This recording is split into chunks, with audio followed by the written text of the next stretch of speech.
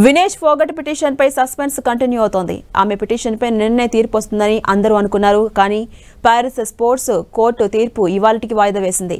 24 గంటల పాటు నిర్ణయాన్ని పొడిగించింది. ఇవాళ తీర్పు ఇచ్చే అవకాశం కనిపిస్తోంది. స్పోర్ట్స్ ఆర్బిట్రేషన్ రాత్రి 9:30 తీర్పు ఇవ్వబోతోంది. వినేష్ కు రజత పథకం ఇవ్వాలని స్పోర్ట్స్ ట్రిబ్యునల్ కోరింది. ఆమె రెజ్లింగ్ ఫైనల్ కు ముందు 100 గ్రాముల బరువు అధికంగా కారణంగా అనర్హురాలుగా ప్రకటించారు. దీంతో వినేష్ స్పోర్ట్స్ ట్రిబ్యునల్లో అప్పీల్ను దాఖలు చేసింది.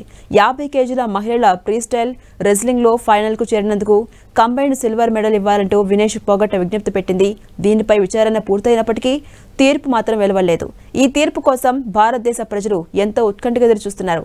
ఆమెకు మెడల్ రావాలని అంతా కోరుకుంటున్నారు.